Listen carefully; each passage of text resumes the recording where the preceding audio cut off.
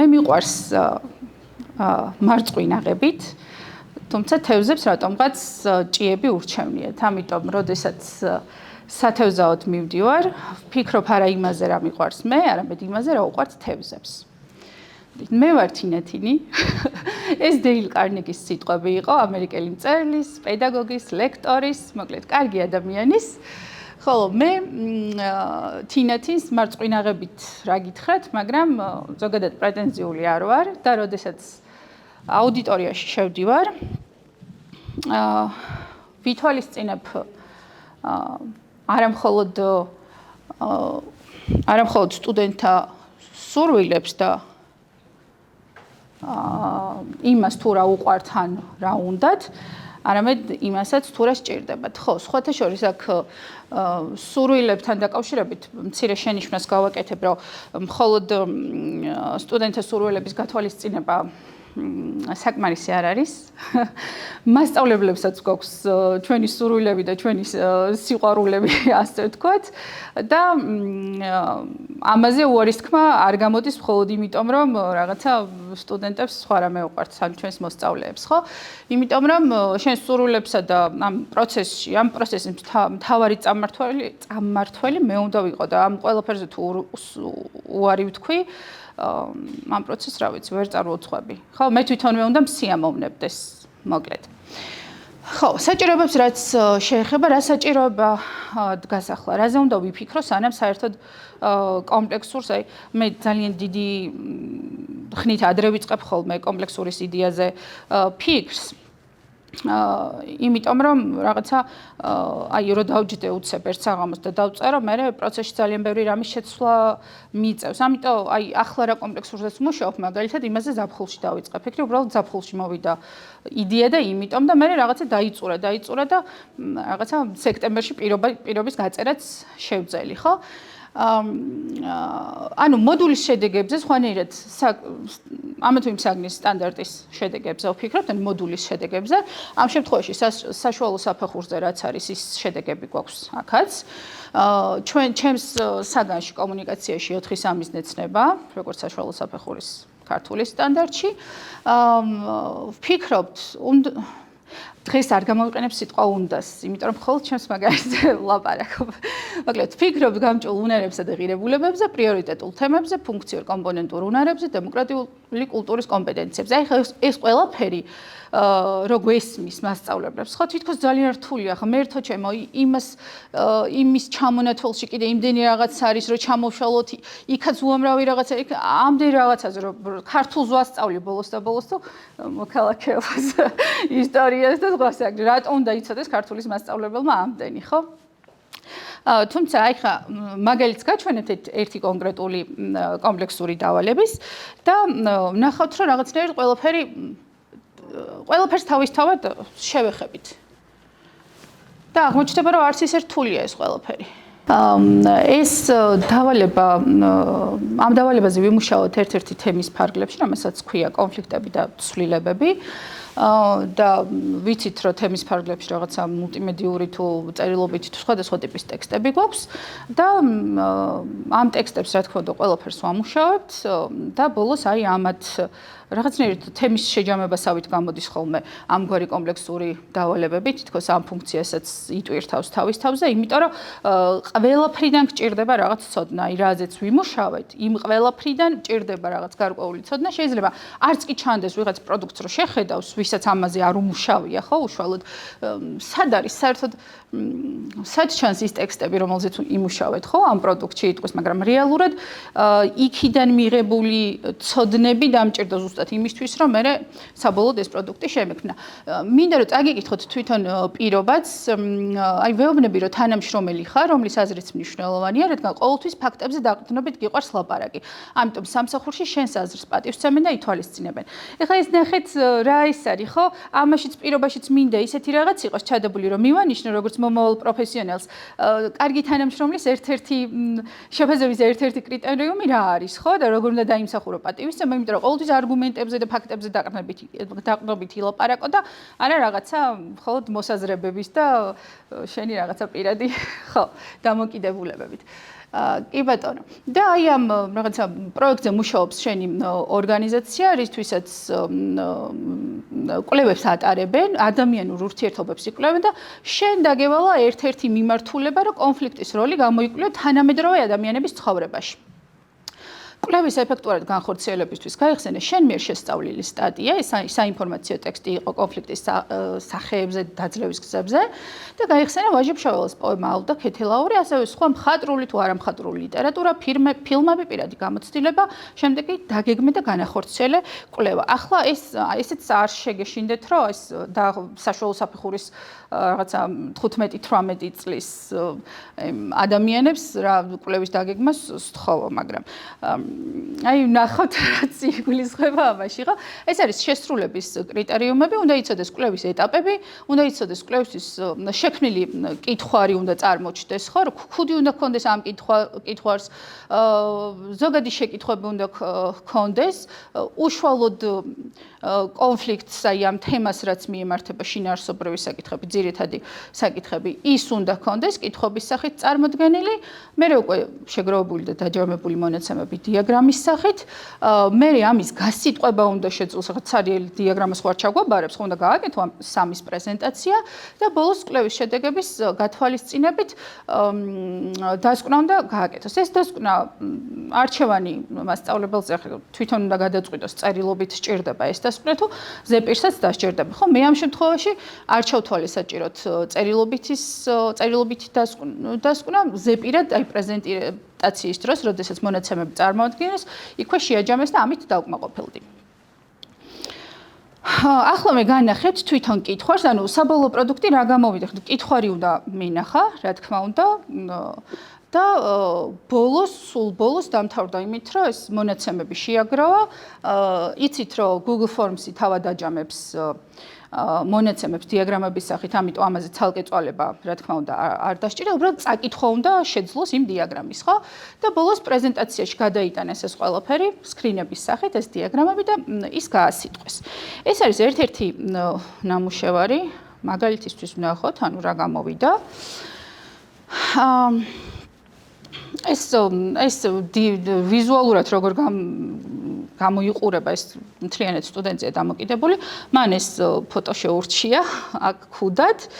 ეს არის შესავალი ნაწილი, აი ქუდის ნაწილი, რაც ვიგულისხმეთ, რომ მიესალმო ადამიანებს, რომლებსაც თხოვენ, რომ ეს ფორმა შეგივსონ და მიიღონ მონაწილეობა, ხო? დროს ართმევ და ამიტომ მნიშვნელოვანია აუხსნა საერთოდ რის გამო ტარდება ეს კვლევა, რომ ნებაყოფლობითია, ანონიმურია და არ აქვს მნიშვნელობა, რას უპასუხებს, არავინ დასჭირს ავის გამო. რა დრო შეიძლება დასჭირდეს 6 წუთი მეტი ასეთი კითხვარისთვის, თუმცა ეს იმას ნიშნავს, რომ არ დატესტა უბრალოდ სტუდენტმა რამდენი ხანი დასჭირდებოდა კითხვარს და ნუ მადლობის გადახდა.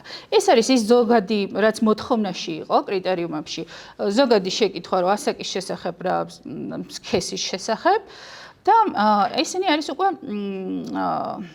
ის კითხვები, 4 ძირითადი კითხვა, რაც უშუალოდ მიემართება ჩვენს თემას.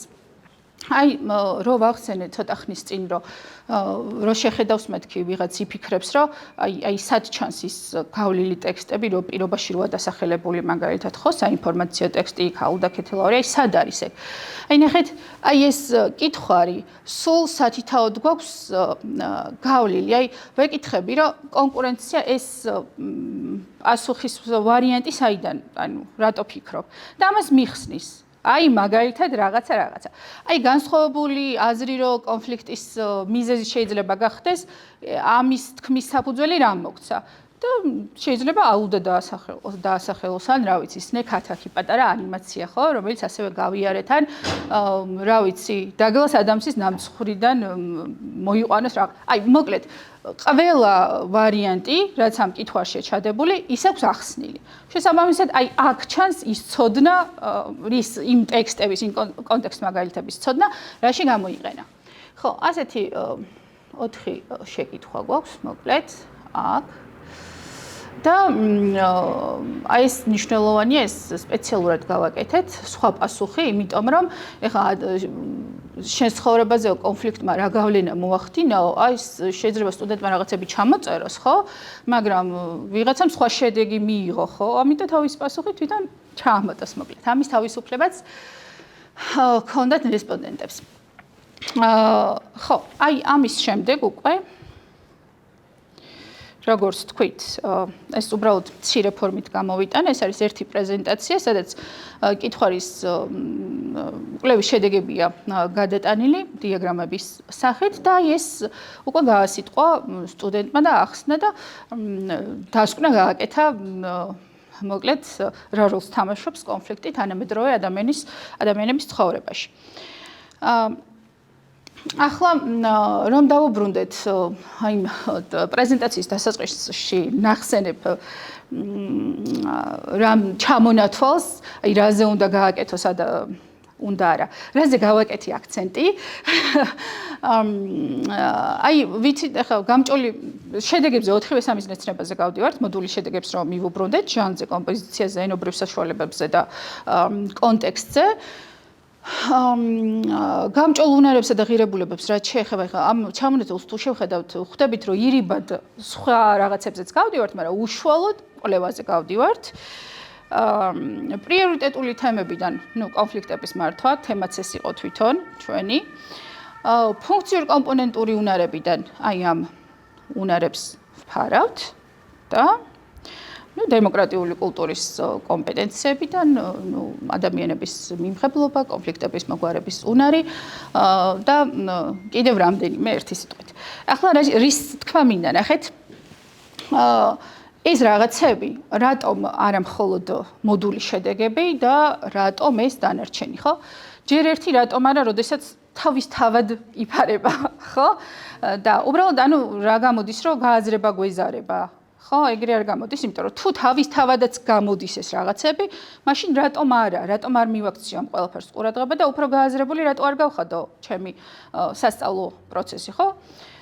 იმიტომ რომ რაღაცა კარგია რომ ყველაფერი კარგად გაქვს გააზრებული, იმიტომ რომ ვიღაცა რო კითხვას დაგისვამს, პასუხი ყოველთვის გააქვს და არ დაიბნევი და როცა დაგაძალებს ვიღას რაღაცის დანერგვას, თავისუფლად შეეწინააღმდეგები, ხო? იმიტომ რომ შენი პრაქტიკა ამართლებს და აგერ საბუთები გაქვს რომ ამართლებს, იმიტომ რომ ეს რაღაცები ჩვენ რატო ვასწავლეთ? ჩემი მიზანი ხო არ არის რომ რაღაცა კონკრეტული ტექსტები გქონდეს 100 ტექსტი ქართული ლიტერატურიდან, რომელიც უნდა წაიკითხოს სანამ ცოცხალიან, სანამ ინტეგრირებულ პროგრამაზე სწავლობს. ეს ხო არ არის ჩემი მიზანი.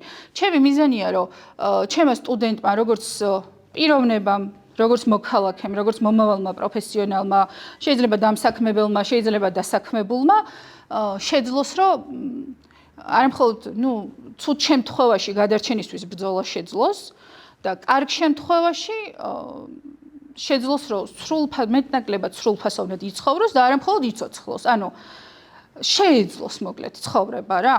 ეს არის და ჩვენ ვიცით რომ გარკვეული უნარების და გარკვეული ცოდნების გარეშე ამას ვერ მოახერხებს. იმიტომ რომ ყოველდღე იცვლება, მარტო რეგულირებადი პროფესიები, საერთოდ ყველაფერი ყოველდღე იცვლება. აი შარშანდელმა მიღებამ ChatGPT-ის გამოყენებამ დღემდე არის ის, მე წელს რო სტუდენტები მოვიდნენ ჩემთან, ჩემზე უკეთიციან რაღაცებს. ChatGPT-ის გამოყენებაში იმას კი არ გულისხმობ, რომ კითხვა რო დაუსვა და რომ მოვიდა და გადმოაკოპირა. არა, იდეებისთვის როგორ შეუძლია რაღაცის გამოყენება და მე თვითონ თავისი მანიპულაციების ჩატარება ისე რომ ვითომ მომატყუოს რომ იდეების თავისია. ხო? აი ამას გულისხმობ. ანუ ეს ყველაფერი მაგისთვის არის საჭირო. მით უმეტეს თუ ჩემ შემთხვევაში ის პრობლემაც დგას, რომ ჩემი მოდული აი თქვენ ახსენეთ გონი, რომ ძალიან საგნობრივია, ლოკალურია რაღაცა რა და აი ესენი არ ჩანს საერთოდ, აი თანამედროვე 21 საუკუნის ადამიანს რომ უნარები ჭირდება სხვა გარდა იმისა, რომ ჟანრი ამოიცნოს და კომპოზიცია და წერილი ააგოს მაგალითად და ეს იცოდეს სწორად, ხო? მას სხვა უნარებიც ჭირდება და ანუ ჩემი ფუნქცია თუ არ არის ამის გაკეთება, განვითარება სხვა ვისი ფუნქცია. რეალურად ყველა მასწავლებლის არის, იმიტომ ეს მარტო ქართულს და მათემატიკას ან ფიზიკას ყველას მიყვება აბსოლუტურად ღირებულებს. მარტო სამოქალაქოს ამბავი არ არის, ან ისტორიის, ან ქართულის, ჰუმანიტარული საგნების. ამაზე ყველა უნდა იმუშაოს, იმიტომ რომ ფიზიკოსი იქნები თუ ქიმიკოსი თუ ისტორიკოსი, მოქალაქე უნდა იყოს პირველ რიგში და პიროვნება უნდა იყოს, ხო? ხო, მოკლედ და ჩემი მოდული ამ რაღაცებს არის, რომ ვკითხულობთ მოდულის გრძელვადიან მიზნებსა და შედეგებს, ხო, ესენი არ ჩანს. აი, მარტო ის ჟანრი ჩანს, მარტო ის კომპოზიცია ჩანს რა, აი ეს ცოდნა, აი საგნობრივი ცოდნა. ხო და ნუ მომავალში ალბათ შეიცვლება ეს ყველაფერი და ეს რაღაცებიც გამოჩნდება, მაგრამ სანამ გამოჩნდება და სანამ პროფესიული მასწავლებლის ორიენტირი არის მოდული და მისი შედეგები, ხო? აი მარტო ამას ვერ მიეჯაჭვები რა. უნდა გამოხვიდი აქედან და საჭიროებების მიხედვით იმოქმედო. ხო, ახალი სკოლის მოდელის ხსენებას საერთოდ არ ვაპირებდი სიმართლე რო გითხრათ. მაგრამ უბრალოდ მინდა აღვნიშნო, რომ ეს პირველ რიგში ჩემთვის არის ეს გზავნილი, რომ აი არ არის განათლების, ეს პროცესი განათლების მიღების არ არის რა, მხოლოდ პასუხების დასწავლის, არამედ აი ამის ყველაზე მთავარი მიზანი არის, რომ კითხვა გააჩინოს. კითხვა თუ გაუჩნდა ადამიანს, ის არის შეწუხებული რა. აი, სხვა გზა არ აქვს, რაღაცები უნდა ქნას იმისათვის, რომ ამ კითხვაზე პასუხი მოძებნოს. მე პასუხს რომ იპოვის, მე კიდე კითხვა უჩნდება და ეს პროცესი თუ დააწყებინე, შედეგზე გასული ხარ. მოკლედ, ჩემი აზრით. ხო და ამით არავის არაფერს არ ვარიგებ, რა თქმა უნდა, მხოლოდ და მხოლოდ საკუთარ თავს და ვერ გეტყვით, რომ ახალ მესამთავობის ესე იგი დანერგვის პროცესს 2020 წლიდან შევუერთდი მე, მაგრამ ვერ ვიტყვი, რომ მხოლოდ ამ ყველაფრის დამსახურება ჩემი ეს პროფესიული განვითარების წყურვილი სხვათა შორის არის, იმიტომ რომ იქ ცოდნის შევსება მომინდა, იმიტომ რომ მანამდე მარტო მასწავლებლის თვალით უყურებდი ყველაფერს და აი სულ კითხვები მქონდა რომ ეს დირექტორი თუ აკეთებს ამას სკოლაში, ეს დირექტორი რატო ვერ აკეთებს? რა უშლის ხელს და მსგავსი რაღაცები. ამიტომ პროექტში რომ მოხდი, მას მერე მომინდა რომ სასკოლო საზოგადოების სხვა წევრების თვალითაც შემეხედა რაღაცებისთვის, ნუ მშობლის თვალის, მეურის თვალით ისედაც ვუყურებდი, მოსწავლის თვალით ვუყურებდი, მასწავლებლი აი დამრჩა ის რგოლი ადმინისტრაციის დირექტორის და ამიტომ მე აკადემიური ცოდნით გადავწყვიტი ამის შევსება. მე აი ინტეგრირებულ პროგრამებს მოვყვები 20-დან და ჩემს პრაქტიკაში სულ მინდა რომ რაღაც ჩემებურად ქნა რა, ყველაფერი ოღონდ საფუძველი მაინც ისე გამოვიდა რომ ბატონი ნიკო აღმოჩნდა. ხო და ნუ მანამდეც არ ვიყავი ურიგო მასწავლებელი, მოკლედ მაგის თქმა მინდა უბრალოდ ახალმა სკოლის მოდელმა ისქნა რომ ეს ყველაფერი რაღაცა გააზრებულ კალაპოტში მოაქცია რა და აი მაგის საჭიროება დამანახო რომ გაიაზრე, რასაც აკეთებ. თორე ისე ჩემი სურვილი და სიყვარული კი ვაკეთებდი, უბრალოდ არ ვიცოდი აი რას ვაკეთებდი რა. მადლობა.